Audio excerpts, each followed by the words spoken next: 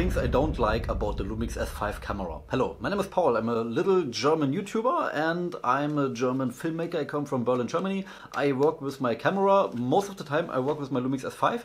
I used it since over a year now, mostly in the real world, working world. I did commercials video with it, photographing for huge clients, small clients, a lot of working stuff. I'm not the biggest YouTuber, but I have actually some knowledge in the real working camera industry, not in the cinema industry or something like that, but I work with my camera. I can work from my videography and photography work, and I tell you now my 1 year downsides with the LUMIX S5.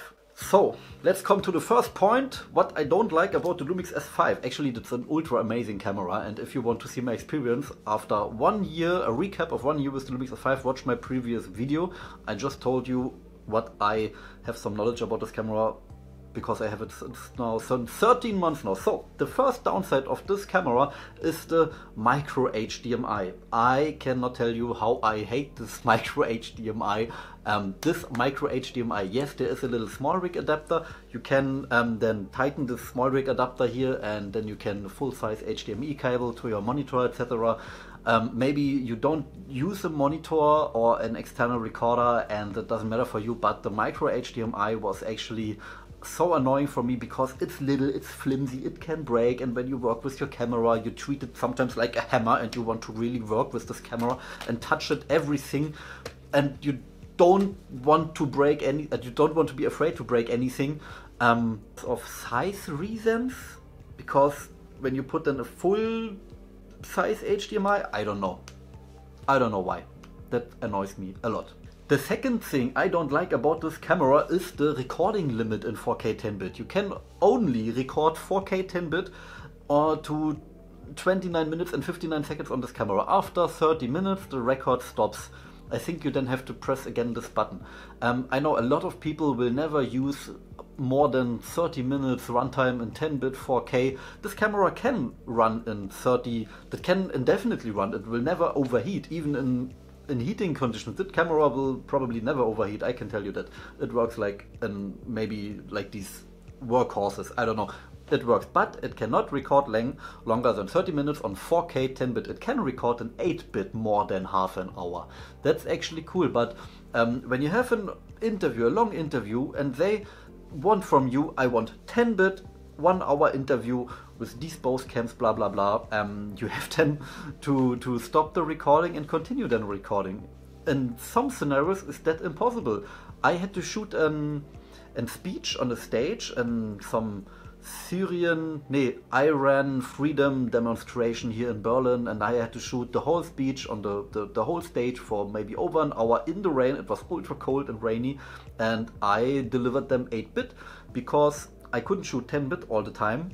That was the little downside. Well, that's not so often a problem, but when it's a problem, you have a problem, trust me. When I was in Iceland, I shot a lot of this S&Q mode, 60 FPS, downsampled then to 25 FPS, and nice cinematic videos. I couldn't use the nice capabilities of 10-bit. I had then rely on 8-bit.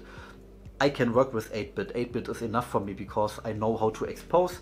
I don't do ultra heavy color grading, and that was okay, but when you need it and you don't have it, that annoys you, believe me. After a while you think, well, why can't this camera not shoot like even 60 FPS 10-bit in like full HD would be cool for me, but you cannot shoot actually in any S&Q mode 10-bit, and that was a little bit annoying. I want slow motion, I want maybe 4K 100 frames per second 10-bit, that would be cool for me. This camera cannot do this, and that was a problem for me. The fourth thing I don't like about this camera is actually the codec. That camera can produce 200 mbits per second, which is basically ultra enough. It is okay to have like 4K 10-bit, 422, amazing, you know, but the codec, there's the devil in the detail, and it can only shoot this all intra codec and not this the long GOP codec. It cannot shoot all intra codec. And yeah, what's the matter? Do you see all intra or long GOP? difference, you will not see any difference, but let me explain it like this. The all-intro codec works better in your editing software, and the long GOP codec doesn't work so well in your editing software. What's the difference between these both codecs? Listen, the long GOP codecs works like the camera sees a full image, it has this image, it then imagines 2 or 3 images, I think, and then produces another full image.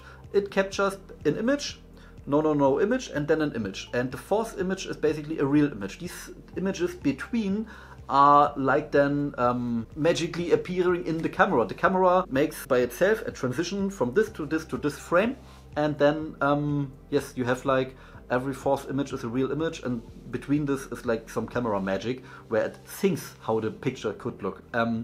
That works well, it can save some data, yes, but it doesn't work so well in the editing software. I use Vegas. I use Vegas since 15 years. It's an amazing editing program. Don't be the guy who said, oh, you have to use Premiere or DaVinci or whatever. It doesn't matter what editing software you use, as long as you're good with it, as long as you're good with a good editor. I could edit some projects I have with Windows Movie Maker. And the long GOP codec doesn't work so well. The all-intro codec works much better. I had the LUMIX GH5, and when I use the all-intro codec, my Vegas never crashes, never. It runs ultra smooth. And why is that? Because when an image is ultra comprimmed, it's ultra tight, and the camera and the computer has then to fiddle out how that image looks on your screen. And when it's ultra compact, the computer has to stretch out the image that it looks then again like an image. And not with the all-intro codec. The all-intro codec sees every frame a real frame, like a lot of JPEGs next to each other, no imagination, camera magic, etc. It's just the full images. And that comes with a cost. You have then at least 400 Mbits per second, your SD card is full, etc. And you have a lot of space on your hard drive then wasted for this project. But it works very smooth in the editing software because your computer has no work with stretching out the footage again. This is also the reason why some DJI footage from the drone, 4K, blah blah blah, 64 megabits per second footage, the DJI codec is ultra hard for any PC. You can have a third RTX 3080 and the DJI codec is hell. It looks choppy, it doesn't work, believe me. That was actually the fourth reason, the codec. And that was the theme now. I hope this video will not be too long for you. Subscribe maybe to my channel, that this amazing filmmaker here can deliver some more videos. And the next thing is actually the crop. When you film in 4K 50 or 4K 60, this camera has a crop. 24 to 70 millimeter lens becomes then maybe a 35 to 105 millimeter lens. The 16 to 35 becomes a 24 to 50 millimeter lens, and so on. You have then like a 1.4 or 1.5 crop. Is this a little bit annoying? Yes, because I often work in ranges like 35 or 50 millimeter, so I use my 25 like it is, and then I can shoot with it, I can live with this crop. But sometimes is this crop annoying? It is, but also a cool thing to have an APS-C mode in this camera, because you buy a 35 millimeter lens, you then change the camera to APS-C mode, and you have somehow a 50 millimeter lens. It is cool, but it can also annoy you, because when you're really close to your subject and you want to have a slow motion thing, and then, oh, you're even closer to him and you have to step away. But when you cannot step away because there is maybe a wall behind you or anything, that can lead to some problems. And that's why I don't like a crop in this camera. For this video I had to really find the 5 reasons I don't like this camera. I wrote it down there because I had to look for it. These differences, these downsides of this camera are mostly 90% of the time not a downside at all. That's complaining on a really high level, because I work with this camera. I used it mainly for work. I do image films, commercial videos, event films, wedding videos, photos, etc. And in a working world are these 5 complaints a little bit annoying. Yep. Tell me maybe about your things you don't like about this camera. Let's rent this camera. Panasonic, what have you done? Also, the social media compartment of Panasonic is like boring as hell.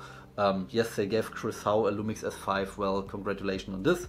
but I want to see more cool YouTubers with the camera like this. So subscribe to my channel if you want to see more about the LUMIX S5 and other cameras, when you want to learn something from a guy which works with cameras. So see you in the next video.